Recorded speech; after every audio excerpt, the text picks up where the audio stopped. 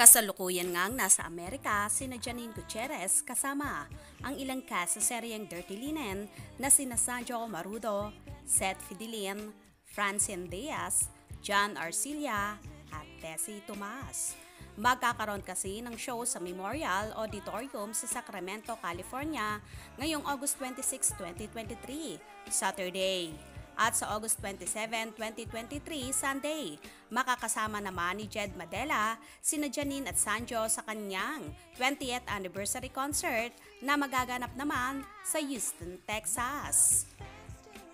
Paglapag pa lang ni Janine at Sanjo at ng ilang cast sa airport ay pinagkaguluhan na nga sila ng kanilang mga tagahanga.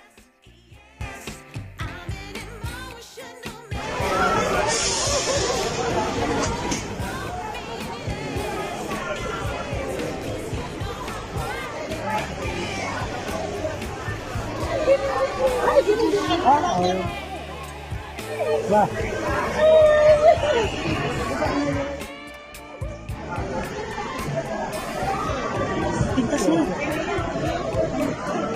Kiro pa na.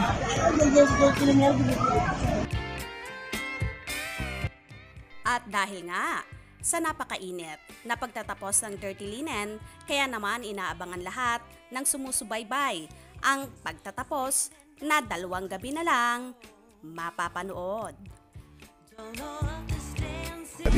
Magtutulungan tayo. Wala kang kwentang anak. Ginawa ko lahat para sa'yo. Iniligtas kita sa demonyo ito. Salgyera ng dalawang pamilya. Lahat tayo dapat ligtas hanggang sa uli. Lahat ng buhay nakataya. Sir, may nakapasok sa likod ng gate. Yan yun ang leksyon niya. Dalatak mo! Hindi mo mapipigilan ng tatay mo. Sino ang malalagtan ng hininga? While si Paolo Avellino naman ay busy sa kanyang pag-workout at nadismaya nga ang ilang Paunin supporters dahil hindi niya sinamahan ang nobya sa show sa Amerika.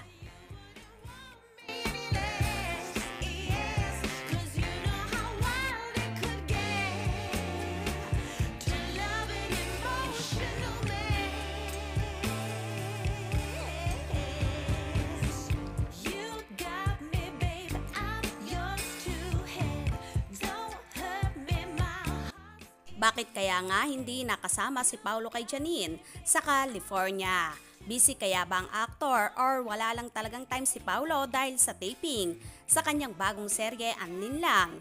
Alin kaya dito ang dahilan ng aktor? Kaya naman tumutok at wag na wag pahuhuli sa mga maiinit na kaganapan, especially sa Paunin Updates.